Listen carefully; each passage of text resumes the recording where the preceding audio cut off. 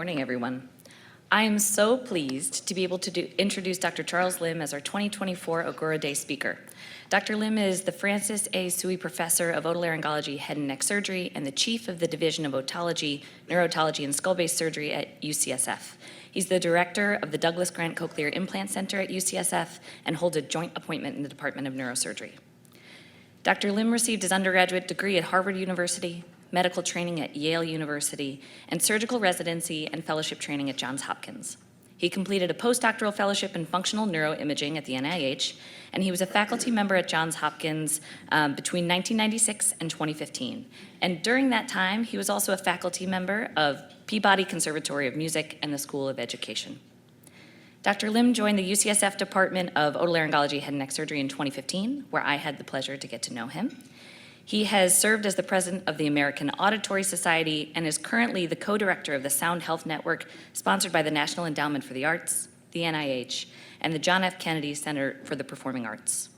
He is the PI of an NEA research lab and co-PI of an NIH R61, R33 grant, and his work has received international attention, having been featured on NPR, TED Talks, 60 Minutes, National Geographic, the New York Times, the Library of Congress, the Sundance Film Festival, and the list goes on and on. And despite all of these incredible accomplishments, when I was a resident, he was kind, approachable, and humble. He was the attending that all the residents wanted to work with, and not just because his Converse sneakers were such a cool look in the operating room, or because he has his own Wikipedia page, or because he jams in his recording studio with famous musicians. It was because he took an interest in each of us residents as people, peppering us with questions about our own lives and what we were hoping for. He has a way of making you feel like you are the most important person in the room, and patients feel this too. He genuinely cares.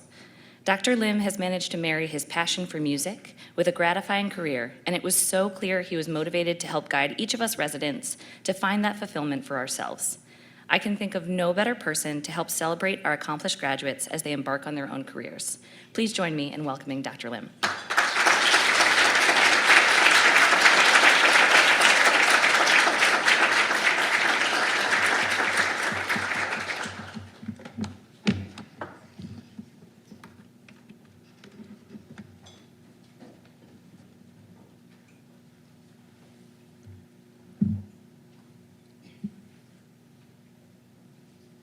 I want to say thanks, Molly. Thanks, everyone, for allowing me to be here. It's such an honor. After that introduction, I feel like it can only go downhill, so I'll try my best. Really, today is all about the residents, and so I just want to be among the first to congratulate you. It's just such an incredible accomplishment. It's probably hard for you to even fathom what's happening right now as you're graduating, but this is, one of the finest training programs you can get anywhere in the world. And you actually have just the world at your feet. It's a small family you're entering into, and if I had one bit of advice, it would be make your career exactly what you want. You have everything that you get here at WashU. You can pretty much do anything you want academically, and I really look forward to welcoming you, getting to spend some time with you today, and hopefully my talk today will be, even if you know nothing about cochlear implants or music and maybe don't think you care about either topic, will still be interesting to you. And so, as Molly mentioned, I've tried to combine my interests in music with my work, and I'm somebody who's just sound obsessed, and so from a very early age, I never really understood it, but I just cared more about sound and music than most things in the world. People mattered to me, but when I was left to my own devices, it was always about sound, and so it might be worth asking, why talk about music now? We have a very fractured society. There's a lot of issues happening today in the world. We're just coming off of a pandemic. Let me suggest to you that the idea that music has helped bring the world together is something that has been true throughout human history. But beyond that, I think there's another more important idea, which is that music is maybe the most complex form of sound there is. And so when you think about the idea of a lot of what we do in otolaryngology is related to sensory restoration and sensory perception. Our ability to use music as a tool to probe the limits of the auditory system, but also to probe the limits of our therapies and how we restore hearing are things that I'd like to talk to you about today and kind of give you a whirlwind tour of ways that I've tried to combine these interests. I do have some relevant disclosures. I will be discussing cochlear implants. I work with several cochlear implant manufacturers. I'm the chief medical officer of a company called Spiral Therapeutics. I won't be talking about that today. And then I have a spouse who does a lot of really interesting things, none of which are related to what we'll talk about today. So this is an amazing drawing of the temporal bone. By now, many of you are very familiar with the structure. But let me just kind of reframe it for you for a moment. When we think about hearing being an acoustical phenomenon, let's be very clear that once you're at the level of the cochlea and beyond, hearing is no longer acoustic. It's actually electrical. So with the perspective of this idea that hearing is an electrical phenomenon, let's listen to some music together.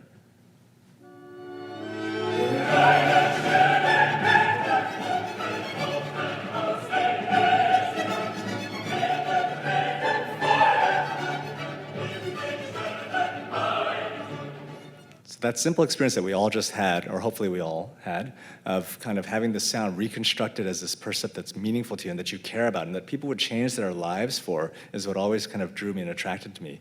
And so I actually became an otolaryngologist with the hope of trying to understand this whole concept of music. And when I got there, I heard a lot of this. Right? So maybe some of you heard that. Yes. And so, a lot of blips and bleeps is what we use in our field. And so I was very frustrated with this idea that I was suddenly trying to understand music and I was using blips and bleeps. And so over the next few decades, I sought out to try to merge the idea of high-level music with pure tone sine waves, which I think there's a reason why we use both, and hopefully that'll be clearer today. So to start the story, I want to introduce you to a little girl. This is a girl with her mother. Her name is Grace. That's an owl. Owl. Yeah. Owl. Owl. Yeah.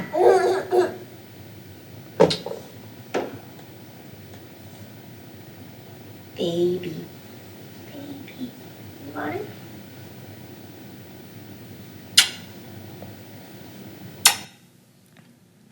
Great family, super cute kid. Many of you in the audience may recognize that this child is born deaf.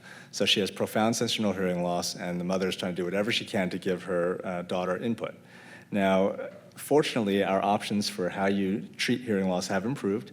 In the 1800s, we used to do pretty remarkable things, just put ear-shaped objects in the ear and hope that that would help you hear better. That didn't work very well. We used to use funnels, and now, fortunately, we have the modern-day multi-channel cochlear implant. So this family decided to go ahead and do a cochlear implant when she was about 1, and now you'll see her about a decade later speaking to my mentor, Dr. John Naparko. So you've written 2 books. I've written 2 books. Was the other one a book or like a journal entry? No, the other one was a book. Oh, okay.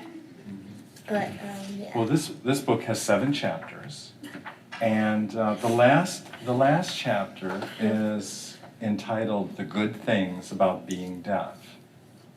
Do you remember writing that chapter? Yes, I do. I remember writing every chapter. Yeah. Well, sometimes my sister can be kind of annoying, and so it comes in handy to not be annoyed by her. I see. And who is that? Collie, Okay. Her sister. Her my sister. sister. And how can you avoid being annoyed by her? I just take off my CI and I don't hear anything. So it comes in handy. So you don't want to hear everything that's out there. No. So she's incredible, and like what we're witnessing is truly a medical revolution. I mean, the ability to restore sensorineural hearing loss is one of the most profound things that's happened, certainly in my lifetime. And it's, every time you see this again and again, it's hard to believe that this child is actually deaf. When she takes off her implant, she's completely deaf, and she's a great user of cochlear implants. When you speak to her, you can't really tell that she's deaf. I mean, her cadence is really natural, interactions are really natural. But something happens to her when she turns on music, which is that it doesn't sound right to her.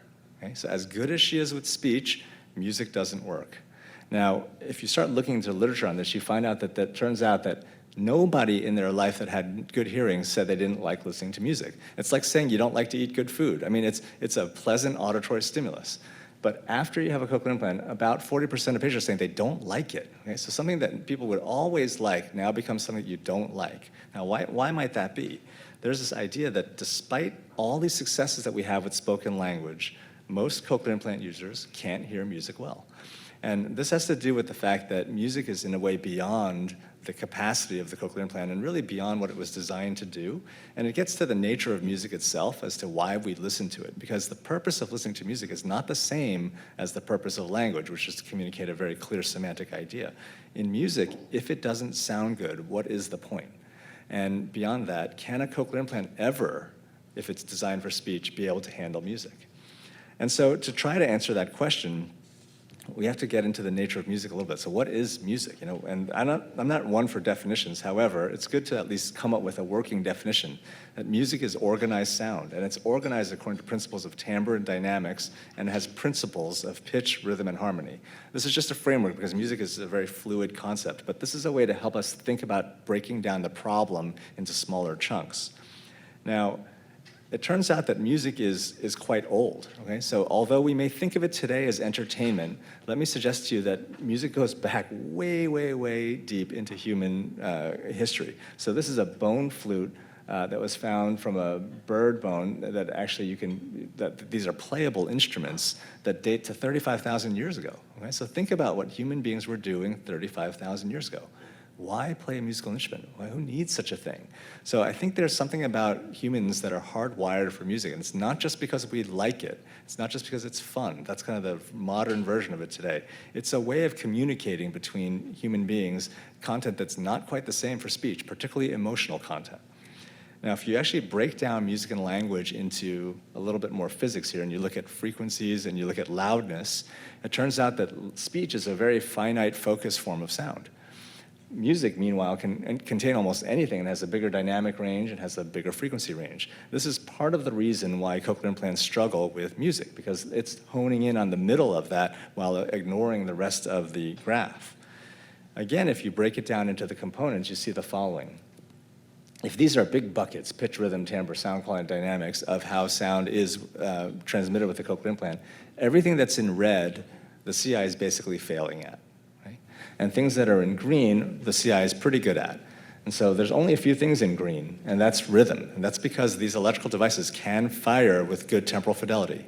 So they're good at transmitting temporal patterns. But if you combine that with pitch, which you need to do in music, you find out right away that these implants are completely out of tune. Now, for those of you that play an instrument, I mean, most of you that have a tunable instrument, you realize that one of the first things you do is you actually put the instrument in tune. But a cochlear implant is never in tune. So if your ear is just never in tune, how is the world ever going to sound in tune for you?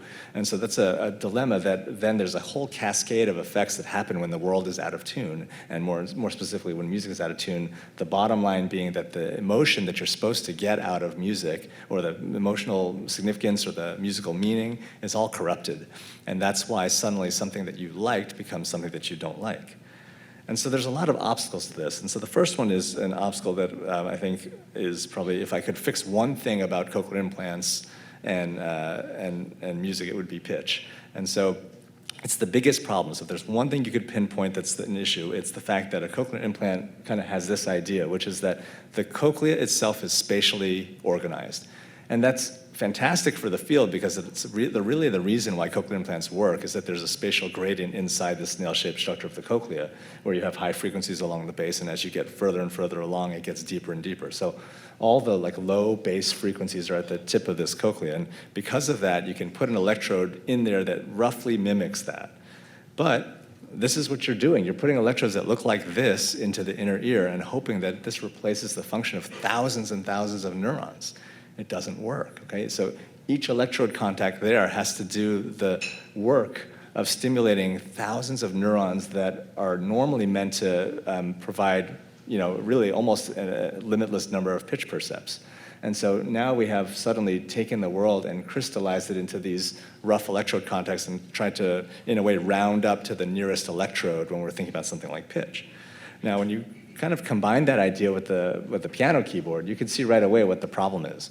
So when you go to a piano keyboard and you sit down, if you have intact hearing, you expect every key to sound different. You expect there to be an organized sort of gradient between low to high from the bottom of the keyboard to the high part of the keyboard. But the difference between middle C and a semitone above or below is only 15 hertz. For those of you that are audiologists in the room, when you're programming a cochlear implant, you're bundling thousands of frequencies into one band. So what happens to that space between those notes? It gets lost. Okay, and so it's very, very difficult for a cochlear implant user to have fine pitch resolution. The other thing is that the relationship between pitches is not right. So even if you could hear the difference between a tone, actually the concept of an octave is really quite challenging for a cochlear implant user. It's something that's very natural for people that are in the world of hearing to think, yeah, that's an octave, it sounds the same, it's just higher. But that's really hard to get perfect in a cochlear implant unless you're just doubling rates, which isn't how it works. And so what we see is that we have this idea of the piano keyboard, instead of looking like this, looking a lot more like this. And in fact, this is probably better than how it looks because there's at least most of the keys are there and you don't have reversals here. Many cochlear implant users will describe that as you get higher and higher on the keyboard, it's sounding lower and lower in segments. Or there's a non-responsive area because of some kind of dead region inside the cochlea. Now, let's just go through a little experiment about what music might sound like if you were to distort it a little bit, because the problem is that music is not robust to pitch distortions. So this is a MIDI rendition of Rachmaninoff. It sounds like this.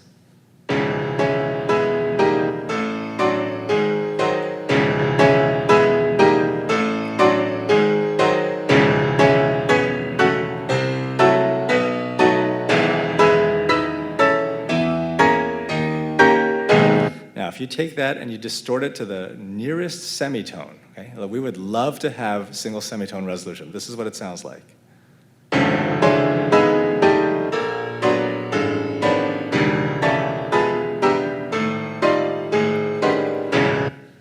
While that is kind of interesting, like I have to say, after having heard that clip 1,000 times now, I kind of like it. Okay? And this is part of like the way the brain works. Like, music can sound interesting to you in many different ways, but it's not, I think, what was intended by the piece. And the concept that a small amount of out of tuneness is a big impact perceptually is what I want you to get. To get music right is really hard. It has to be perfect for it to sound right. Now, it's not just about whether it's right or wrong. There's kind of an impact when you listen to something that has a pitch center. And so we think of something called tonality. That's this concept that people have of major and minor. I think many people that don't know anything about music still understand that there's some music that they think sounds happy and some that they think sounds sad. Well, a lot of that is determined by the tonality or the mode. And so if we could just go through the mode of something that's major, it sounds like this.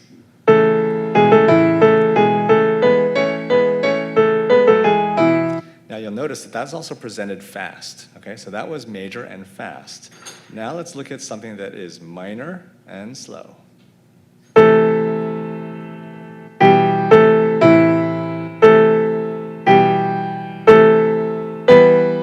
So those are two of the same melodies presented in different modes and different tempos. And what you see right away is that simple manipulation leads to a pretty big perceptual difference in terms of emotion. The first one sounds happy, the second one sounds sad, or at least I would guess that most of you would say that. But what about the ambiguous conditions? Okay, let's have something that is minor and fast.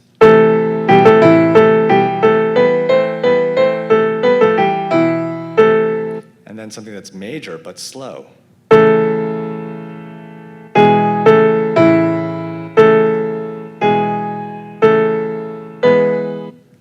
I don't know what emotions those are, and it turns out that it's not that simple. These are compound emotions, and so when you ask people that have normal hearing to tell you the emotional valence of these things, they tell you major fast is happy and minor slow is sad. The two ambiguous conditions, they're not sure, okay? People are like clustered around the middle on that. They're like, that's kind of confusing me emotionally. But what do CI users do? If it's fast, it's happy. If it's slow, it's sad. It does not matter if it's major or minor. Now, why might that be? It's because they can't tell the difference between major and minor because the difference is only a half step on the third. Okay, so what seems like a big perceptual difference as a listener is a really small difference acoustically for a CI user. And so it's a very challenging problem that we're trying to accomplish. Now, that has further downstream effects, which is that if you take a melody and you change the chords so you make them very dissonant, it should sound increasingly distorted. And so this is what an intact melody sounds like.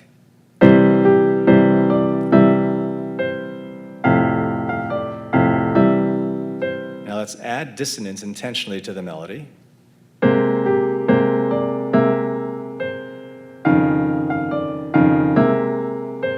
Again, most people with intact hearing would say that the first one sounded more pleasant than the second one. But normal hearing users can hear that difference. As you add distance, their rating of pleasantness is going down. But CI users are saying, no, that sounds good too. Like it doesn't matter how distant you make it, it still sounds the same because they can't hear dissonant, or everything is dissonant, because it's almost very hard to have true consonance with a cochlear implant. Now, beyond these ideas of tonality and pleasantness, most music is not presented one note at a time. And so the other concept is that the world is polyphonic in nature. There's multiple pitches coming in all at once. When you listen to the radio, you got multiple pitches all at once. Well, how does a cochlear implant do with that? Turns out not very well if you do a simple project. So if you hear one tone, 2, and 3, most people with normal hearing can tell you that they heard a 1, a 2, and a 3. Most people. When you get it wrong, if you have normal hearing, you will say the 3 was a 2. Okay? People with normal hearing are not telling you that the 3 was a 1. But people that have cochlear implants, when they get it wrong, they say that the 3 was a 1. Okay? So they're having fusion of polyphonic pitches, so everything is lumped together. It's like that was just one auditory object. If you think about the idea of a chord just being one note, or all of polyphony being reduced to just a few notes, I mean, think about what happens when you go to a symphony orchestra and you have hundreds and hundreds of notes coming to you all at once, but you're just hearing it as 5 or 6 notes. There's this reduction that's happening.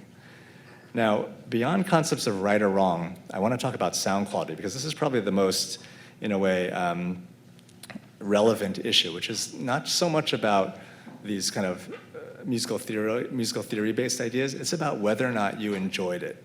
Okay? And the analogy is something that I've learned a lot about since moving to the Bay Area, which is wine.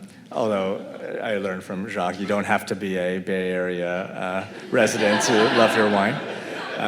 So when I first moved to the Bay Area, I knew nothing about wine. Like, I was truly quite clueless. Like, I was very happy with my Costco $10 or $12 bottle of wine. And if you handed me a $50 bottle of wine, I might not tell you the difference. Okay, I might get it wrong. I might say, like, well, I like this one better than Jacques would look away in embarrassment. But the fault wasn't the wine's fault. It was my fault. Okay, so I had an auditory palate problem. And then now, over the past decade of drinking with people like Molly, I started to learn that actually I can learn how to do these things, and there is actually a difference. So cochlear implant users have the same issue. They have an auditory palate problem. You can sit them in front of the best speakers in the world, the finest stereo system in the world, or you can play music off your iPhone. They might not be able to tell you which one was the better system, okay, because they have a sound quality issue. Let me give you an example in the CI user's words. Here is one user. Music sounds very good to me with my cochlear implant. Much, much better than when I had hearing aids. I think I benefit from the fact that I never had the musician's schooled ear, learned ear, where my sense of pitch was never that good. So I've heard some musicians that have cochlear implants are not that happy with how music works for them. But for me, I think ignorance is bliss, because it sounds terrific to me. But then you test him and he's terrible, okay? So he's somebody with a major palate problem. He's happy with the Costco $10 bottle of wine. That's all he needs, okay? And so he's thinking that that's the way music should sound for him. Now here's another person. Sometimes music is just like this cacophonous noise where it's just like in the way and I don't know what's going on, and I'm trying to hear other things that are going on around me, and the music is just overpowering. Other times music is really soothing and helpful, and if I'm in a quiet environment, I can pick up positive aspects of music. A lot of the times it just sounds like it's in the way, like it's something that I know that other people obviously enjoy hearing. I'm like, why is this here? Why does this need to be here? This is just distracting me from whatever actually. So she's quite critical, but actually when you test her, she does pretty well. And so she's somebody who demands more from her wine, okay? So she wants the wine to taste better, and it's not quite there for her. So what we're seeing is that there's this subjectivity to the musical sound quality experience that makes it a very hard thing to actually study. So how do you actually take all these people with different perceptual abilities and preferences and yet figure out how to make something sound better? It's very challenging. And so what we've actually been doing now is using the ability to detect sound quality changes as a probe, meaning that we can intentionally degrade sound, and if you can't hear the degradation, that's where you are in terms of your sound quality perception. So it's a way to unravel the ability of hearing, not whether you like something. So we're trying to disentangle ability to hear something with preference for how it sounds. And so I'm going to talk to you about something that we've been doing using the idea of removing bass. And so, for those of you that are into music, like bass is where it's at, right? Like you need to have bass. And if you know cochlear implants, you realize that those electrodes almost never really get to the apex of the cochlea in the way that you need to hear bass. And so it should stand to reason that cochlear implant users are not hearing bass well. And so in fact, that's the case. So what we did was intentionally remove bass from music. And we remove more and more bass, and we ask a cochlear implant user to rate it. It's like, we don't ask them whether they like it in terms of, we're not caring so much about their preference. We're trying to see if we're intentionally able to change their preference based on what we did to the sound. And so if you take the idea of bass removal, you can just turn it into kind of a simple auditory engineering thing where you start high-pass filtering it out. And so as you go more and more and more, you're losing more and more bass. And so the spectrograms kind of look like this, where you're losing low-frequency information. Now, I'm not sure how good the bass is at WashU, but let me just try to show you how this sounds, okay?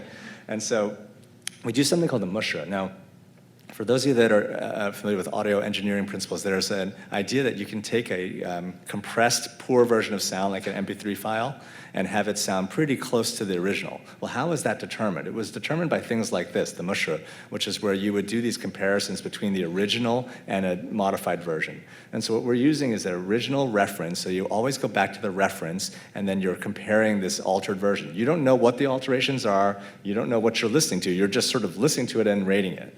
And so this is what we would do to a piece of music.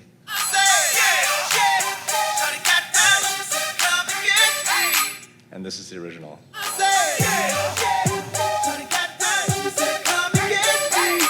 You have a great department, but you need to work on your bass in this room. Yeah. Okay. And so that's Usher without bass, and here's how some jazz sounds. And then with the bass back.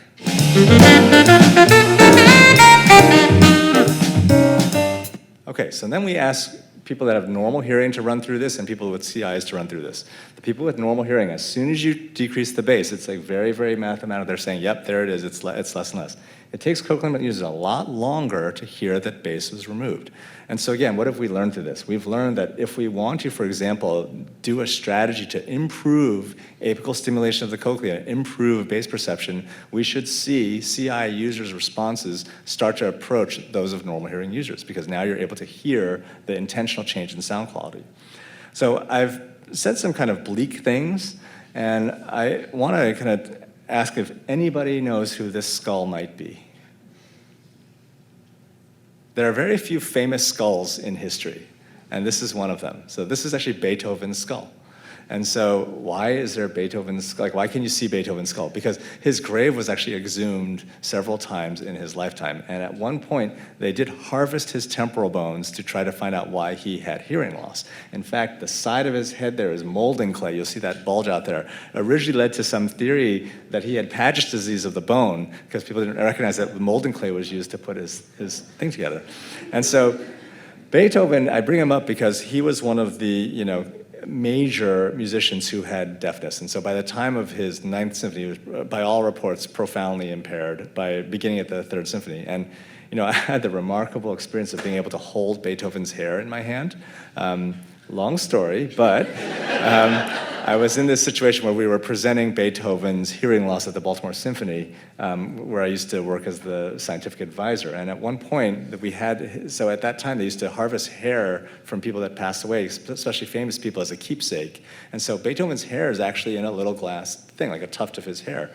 And it was used to, chemical analysis was used to basically see how much lead was in it and whether that was the reason why he died. Turns out it wasn't why he died. He probably died from cirrhosis. But somebody asked me, so do you want to hold his hair? I was like, yeah, sure, give me that. And so I'm like holding it. And then as I'm holding it, I start start getting a little lighter. I'm like, wow, I'm holding Beethoven's hair. It's such a bizarre experience. And I started to think about the implications of how this person with profound hearing loss could generate the kind of music he did. And later on today, I'm going to talk a little bit more about the idea of musical creativity, but it all kind of ties together. Now, because Beethoven was deaf and able to compose some of the greatest music ever, it stands to reason that even when you are deaf, you still retain your musicality. And this is, I think, a key concept in hearing loss, which is that trained musicians, or people that are auditory athletes, so the musicians are the auditory athletes of the world, just because you lose your hearing doesn't mean you lose your auditory brain's ability to do things with sound. And so if you're going to have a cochlear implant, if you're going to get your hearing restored, we should be able to use that as a way to help us figure out how to achieve high-level hearing.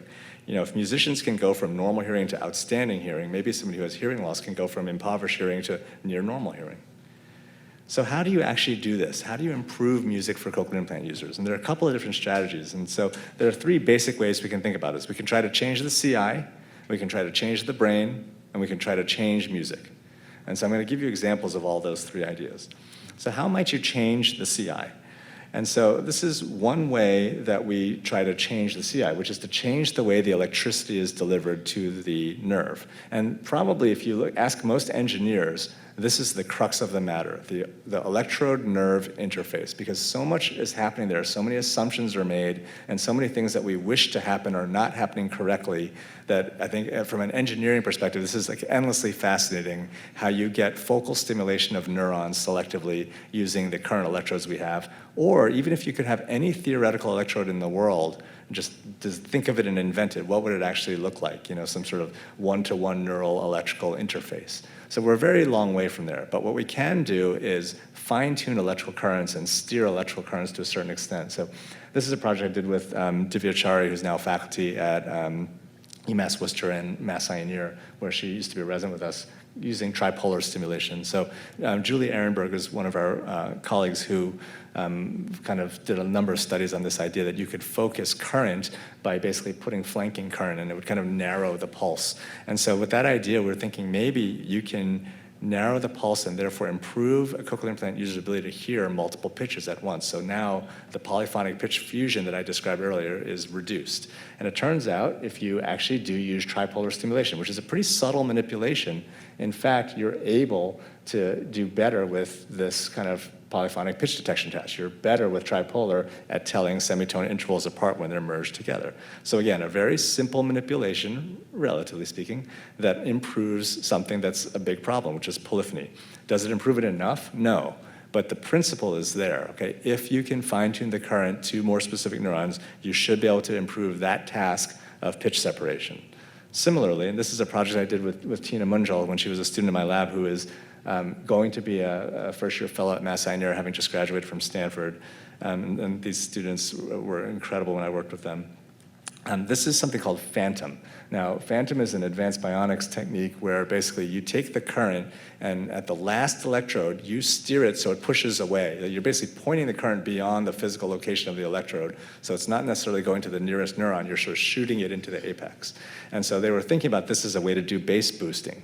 And it turns out that if you run somebody that has Phantom on through that low frequency bass removal thing, they test more like a normal hearing user than somebody when they have Phantom off. So again, a relatively simple manipulation that is now firing electricity deeper into the cochlea. So where the electricity winds up matters, how specific it is matters. And there's this interesting perceptual phenomena that this is for Molly, okay? When you change the low pitch frequency, what happens? People's voices are changing, okay? I understand there's a resident, Dr. Strober, in the audience. Yes, I'm very glad you're going into laryngology potentially.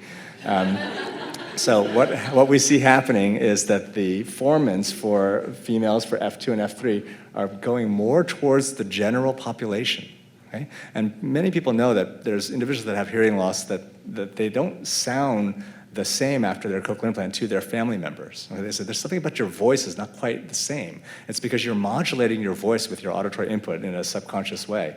But when you get more bass, suddenly you're able to modulate in a more natural way. So we're seeing these very subtle alterations in that.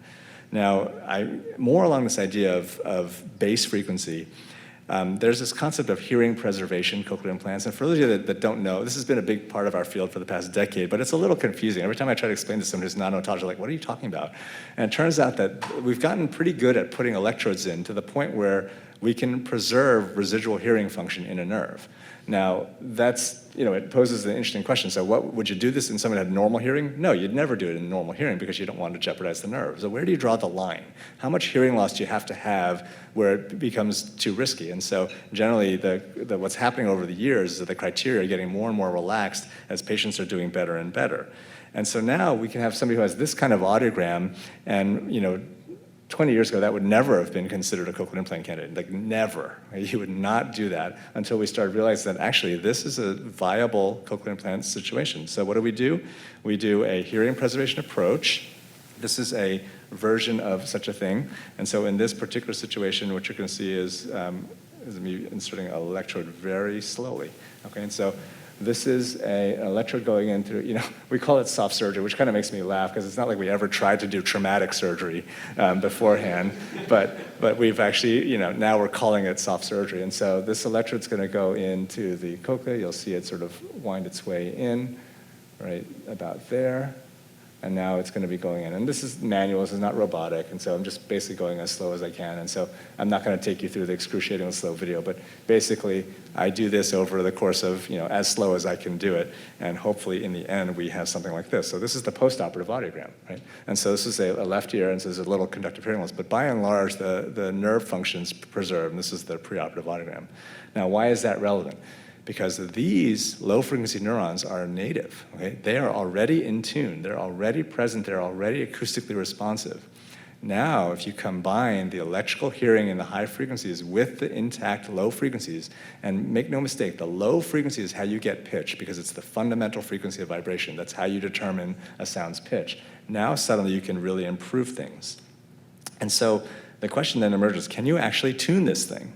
Now that you've kind of have ways to get there, can you improve it by tuning it? And so I've spent about now around 7 or 8 years asking this question about what it takes to tune a cochlear implant.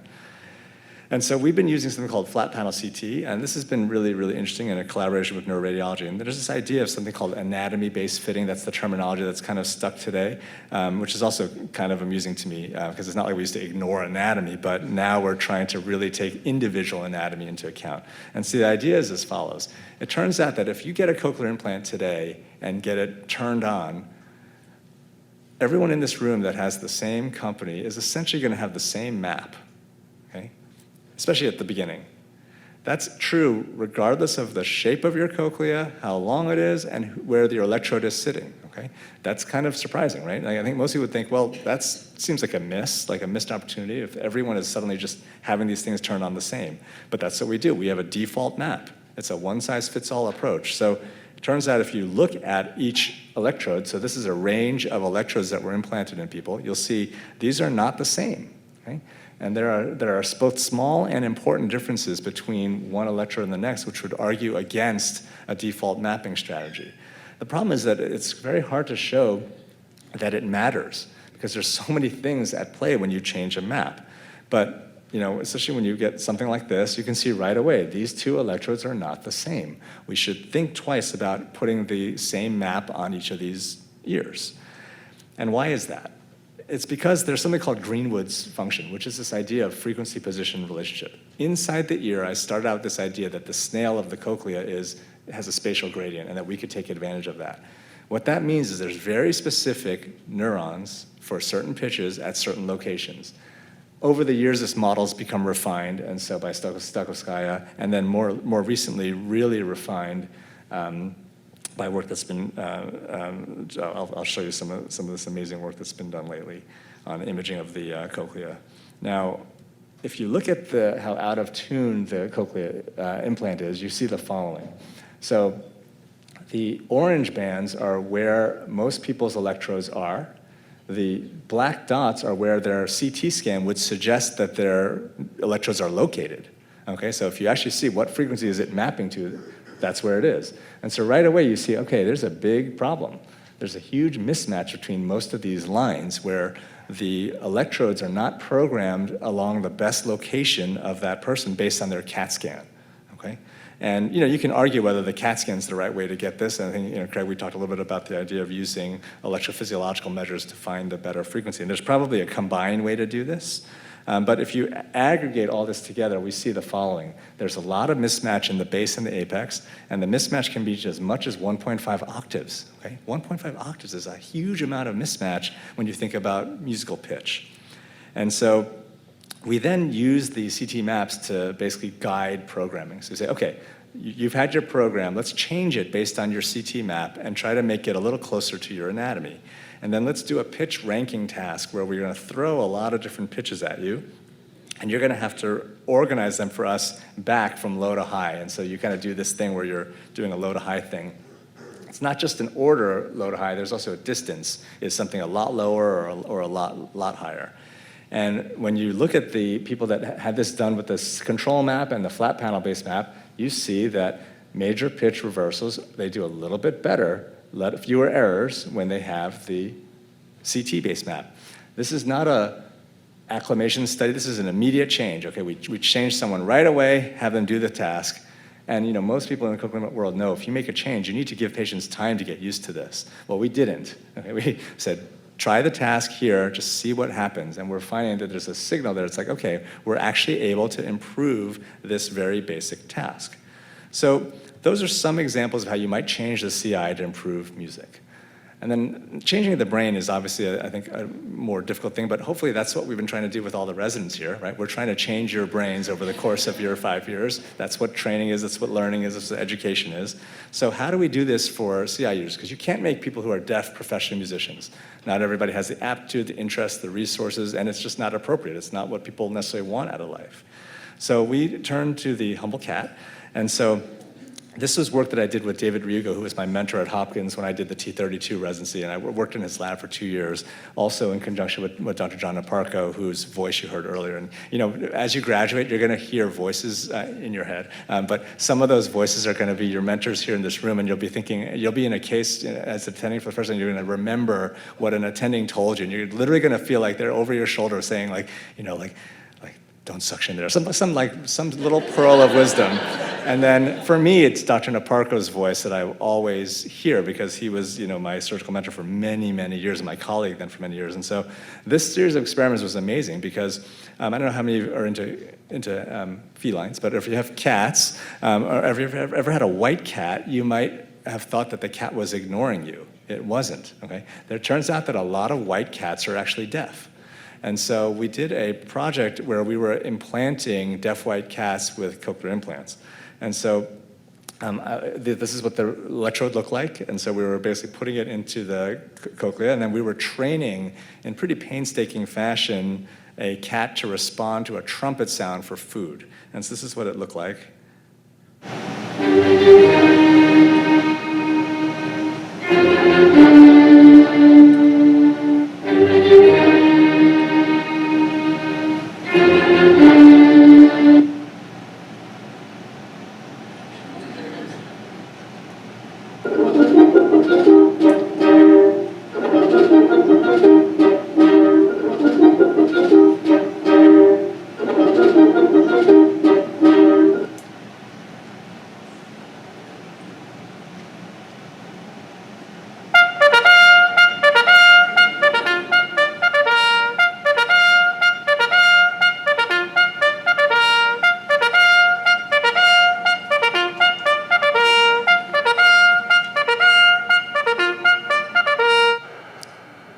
So again, I'm not suggesting that cat likes trumpet, knows it's a trumpet, thinks it's music, not at all.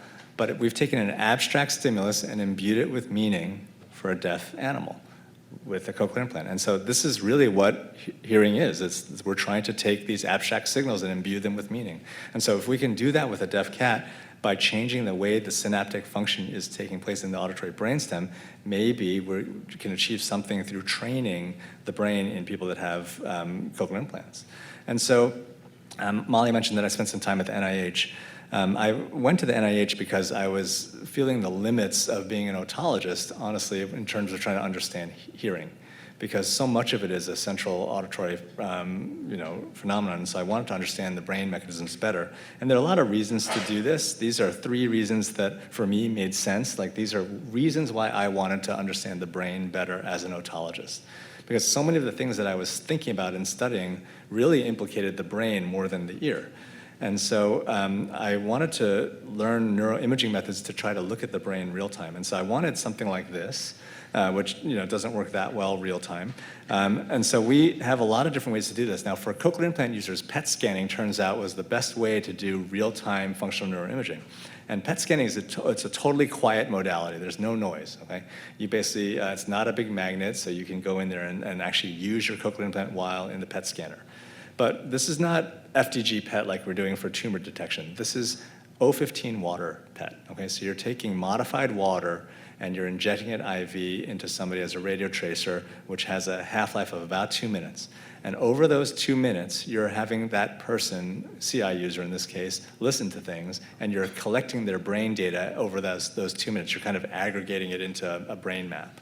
And the way it works is as follows. You put the O15 water in, it goes into the vein, it then meets local electrons because it's giving off positrons. They annihilate and give off energy, and then the detectors that are the rings around the machine can tell where that event happened.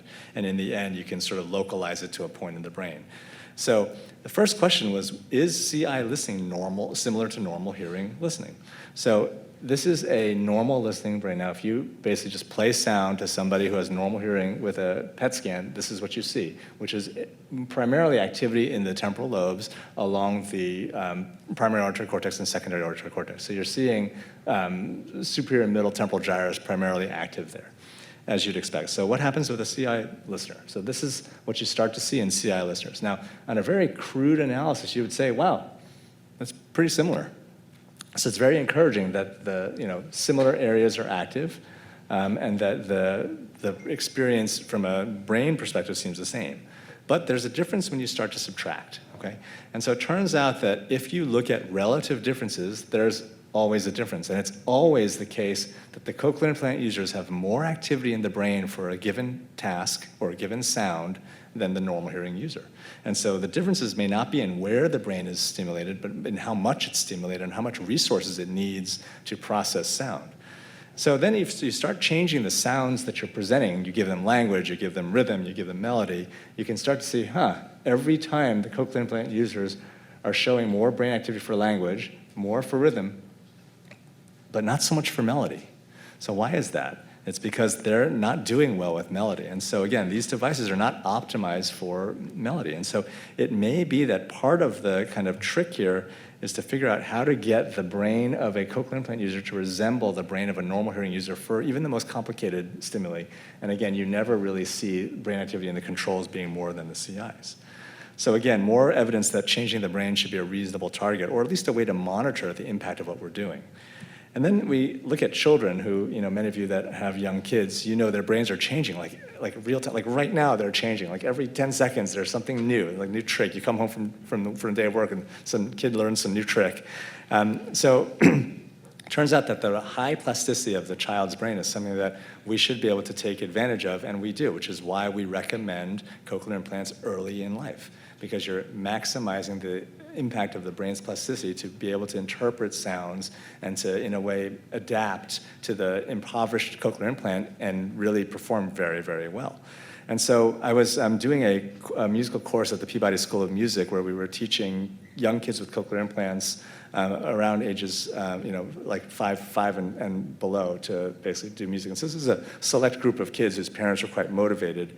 And then we designed a music perception task that was for use in children that was basically a user-friendly way of hearing simple rhythms, pitches, melodies, etc. And it was the same different kind of task where you basically had to say, did you hear something that was, you hear two things, and you say, were they the same or were they different? And it turns out that kids do better than you would think. So for example, the CI users are almost never as good as the normal hearing controls, but in some of these tasks, they're approaching the normal hearing users. So what's happening is that these early implanted kids are surprising us with how good they are. They're outperforming their technology. Right? Like they really shouldn't be able to do these tasks as well as they're doing, but they are. And so again, more evidence that early influencing, changing the brain early matters. Similarly, many of you that grow up in Asia know that tonal languages have a very different impact than a non-tonal language. And that's because in places like China, the tonality, the tone contour affects the meaning of a word. And so it turns out that if you take children from China that have normal hearing, or sorry, in this case, children from Taiwan that have normal hearing and then cochlear implants, and you do tone sweep tasks on them, the children that are from the tonal language country do better at tone sweep detection. Right? Again, this is their brains being changed by years of trying to attend to tone and pitch deflections that now allows them to do these psychophysical tasks better. If you try to train somebody on melodic contour by synchronizing it to motor, and this is a collaboration I did with a colleague named Anirudh Patel, who's a brilliant auditory cognitive scientist, and also together with Divya Chari, where you are now having people play a physical piano keyboard together with a pitch contour. That auditory motor integration actually improves your ability to do a listening task. And so after the training, we find that people can just listen better because they've been actually doing something motoric. What does that tell you? That maybe piano lessons or some sort of simple musical lessons to help change the brain for people that are deaf should be part of normal training. A normal rehab for a cochlear implant user should probably include some music lessons if you could afford it, and there's a lot of ways to do this online now. And then I talked about changing the music. Let me just talk a little bit about one example of this. So there's a million ways to change music. There's some algorithms, so if in the recording studio, it's amazing what you can do to mangle sound. And one of the things that you can do is take a finished recording and change the relative position of the voice and the instruments without needing the source tracks. It's hard to believe, but let me give you an example of this. So what we did is we took a pop tune and we brought the vocals down, up, or kept them normal. So it sounds like this.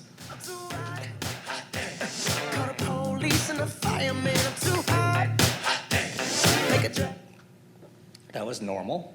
This is reduced.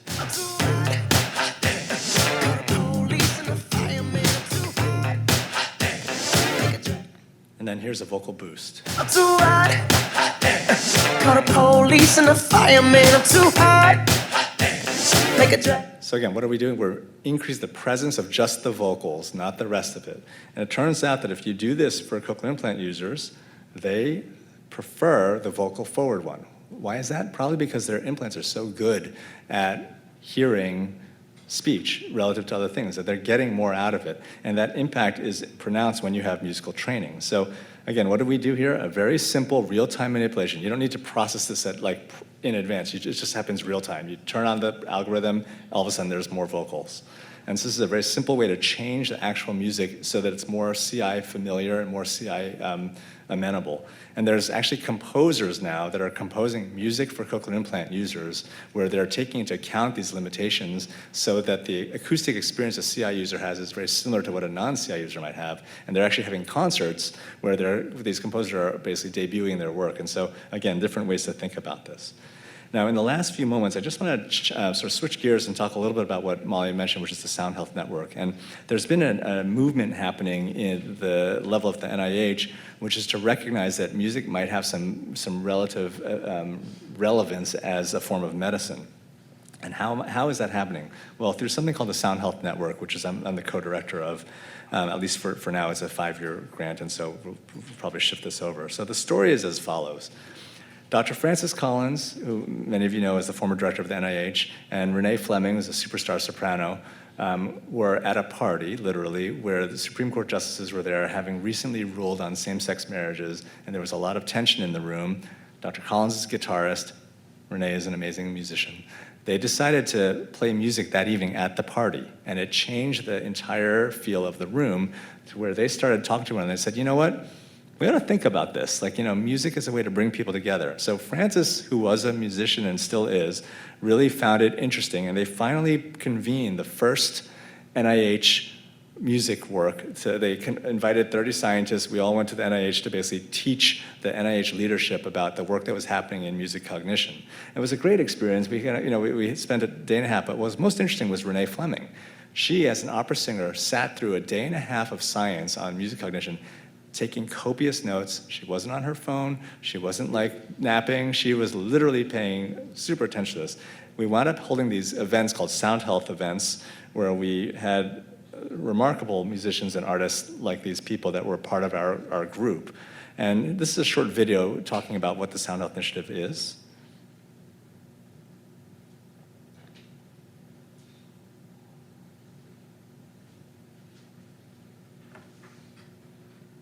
You know what? That video died. Let me try one more time. Sound Health is a new initiative we're exploring with the NIH. Under the leadership of Renee Fleming, who began this dialogue with Dr. Collins, we're really looking to find out how is a creative life a more healthy life. It's an exciting time in neuroscience. We're starting to learn ways in which music can influence all kinds of other aspects of one's brain function, and especially how we could use that information to use music therapeutically. When I met Francis Collins, who I discovered was a really terrific musician, it occurred to me this might be an opportunity. If people are, through music therapy, succeeding in helping patients, children with autism, patients with Parkinson's, stroke victims who can then communicate because they can sing but they can't speak, the science of healing in the arts, it's another area of exploding research.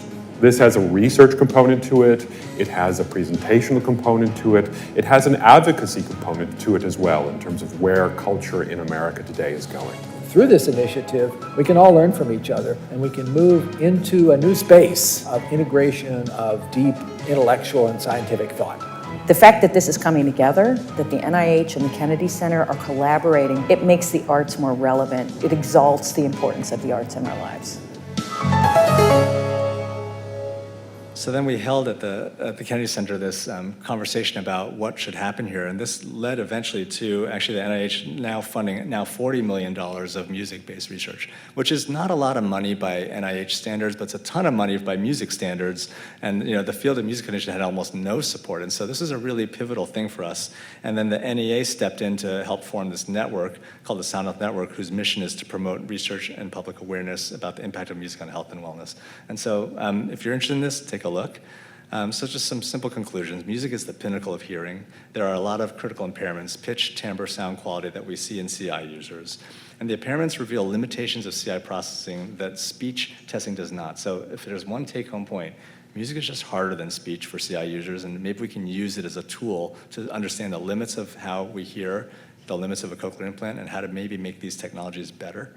If there's one key idea, it's that CIs are out of tune, and we have to do a lot of different multifactorial angles to improve the designs, the processing strategies, the training, maybe the music itself. A lot of funding sources and organizations that have been important in this, a lot of collaborators that have been important. My lab members on the side here have just done everything for this work, and nothing would have been done without them. And let me just say personally, it's a tremendous honor for me to be here for the Ogura Lecture. Dr. Ogura was one of the early idols of almost every otolaryngologist that thought about doing this as a career. And Dr. Cole, Dr. Buckman, just watching your leadership in the field of otology and neurotology has been inspirational. And it's a true honor to share your graduation day with you. And thank you so much for your time.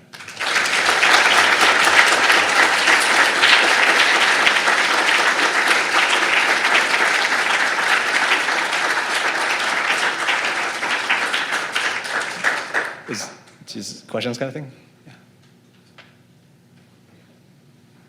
Stunned into silence. Oh, hey, Keiko. Thank you so much for that talk. I absolutely loved it. I have a question for you regarding the consumer, and I'm wondering if experienced musicians generally are less satisfied with their perception of music than the naive user, and are there any musicians who continue, that you know of, that have continued to perform or to keep music as their main profession after deafness and Yeah, thanks. A really important question. So generally speaking, if I had to generalize, most people that have professional level music training are disappointed not just with the cochlear implant, but with their entire musical experience with hearing aids, and therefore, they require so much of their hearing, and they're getting so little out of their devices. But that's also interesting too. There are some musicians that are kind of what you call like more high maintenance, and others that are very low maintenance. It always surprises me. You know, there's one very world-renowned jazz musician who's deaf in one ear, lost his hearing in his 20s. He really didn't even think about it. He's like, well, yeah, this ear doesn't work anymore. But he's just like, and he's an amazing player. Other people, it's like, the high E is like bordering on an E flat, and their like life is like over. And so, you know, there's a lot of personal things that affect that. But generally speaking, the musicians are harder to satisfy, but they're better at giving feedback, and they're more willing to put the time in. So we have some of the like star users in the field are actually musicians that would go to the manufacturer's facilities, work with the R&D teams, and excruciatingly fine-tune their maps. And then now with the SSD situation, we have also ways to use the normal ear to help tune or train or inform the implanted ear. So it's getting better and better. But there's like that person who was very happy with the sound quality. There are some people that just don't demand that much of their hearing. I mean, there are probably some people in this room that don't care that much about music. It's fine. And so in that situation, it's almost like easier to deal with somebody who expects less out of it. There are some professional musicians that lost their hearing and continued to play. There's also people that were implanted early that are studying professionally. And so we've held now 3 international symposiums on cochlear implantation in music, and we invited CI users that were musicians to come and play for us, and it's incredible. Some of them are playing instruments that you have to intonate by ear, you know, trombone and things like that for bilateral CI users, and things that you can't imagine they could do at the conservatory level, but they are.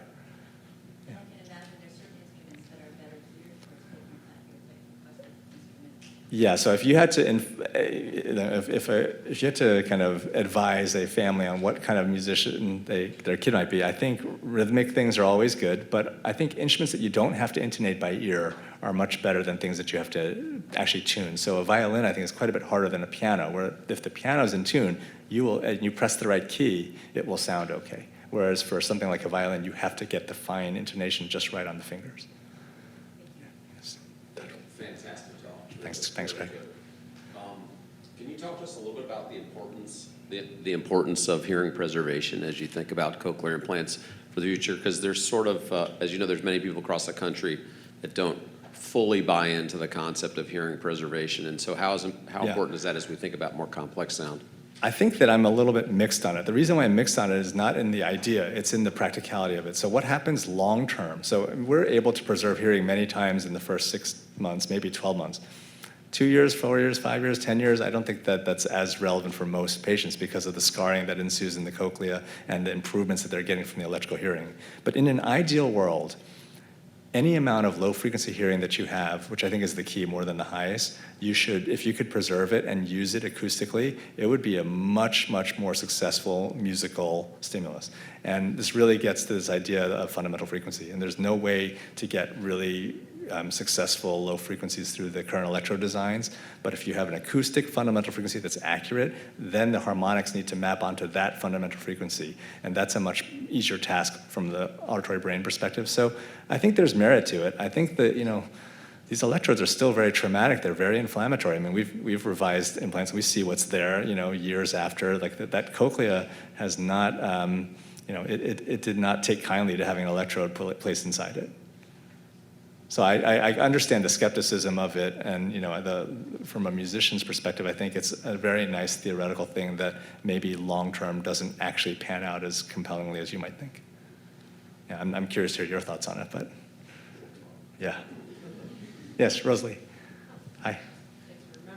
Can you say a little something about prelingual versus postlingually deaf participants with CIs and their ability to do fundamental frequency type tasks? Yes. And I applaud every comment you made about the preserving and use of fundamental frequency if it's usable, especially for young children who use these prosodic elements of speech to develop spoken language. So I think Thanks for the question, Rosalie. So similar to the language situation, the earlier you implant, the better everything seems to be. And that seems to be true for music too. Why it's better for music though is still escapes me a little bit. Like I don't really know what happens to a child's brain when they're hearing through something that's out of tune. But for whatever reason, first of all, I think their entire experience is like that, right? Whereas somebody who's postlingual has this template in their head that's created through normal hearing that you're then compared, there's like a before and after, that you're A being. But somebody who's prelingual never had that. They're just hearing the world this way. It's, I think it's sort of equivalent to somebody who's born colorblind versus someone who loses color perception. The person that's colorblind doesn't really feel impaired. And so I think we see the same thing in somebody who's prelingually implanted. But it is, I think there's a lot of science there to unravel, and my work hasn't come anywhere close to unraveling it, but I think it's really interesting. Yeah, thanks. Yeah, Dr. Great talk. I applaud you for tackling such a difficult question, big hesitation for a lot of patients. I was wondering, you presented a lot of really, really interesting concepts from, CT-based mapping to patient appreciation. What, in your opinion, and this may be difficult to answer, has single-handedly moved the dial the most that you've seen through all your accomplished work?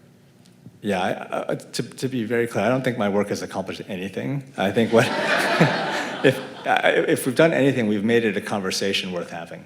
And so that I think is important because I think for many years, decades really, cochlear implant companies didn't view music as a priority because I think they were thinking of it as an entertainment kind of question. But I think throughout the field, we're seeing that there's a technological plateau that we're seeing. Like patients are basically, we're not really doing much to improve things, at least from my perspective, in the last decade. I don't know that we've really, all of our advances, I think, have made a very small impact over the past decade.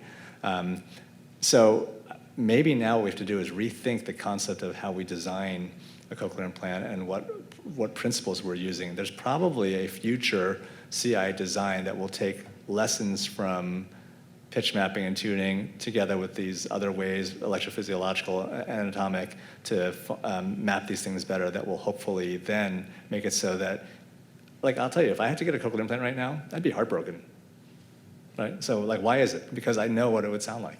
And I don't want that. Like, I want something better than that. And so my hope is that one day I could say to a patient, oh, look, you know what, you're a professional musician, but this is gonna be pretty good. Yeah, we're not quite there yet, but thanks for the kind words. Yeah. Cameron.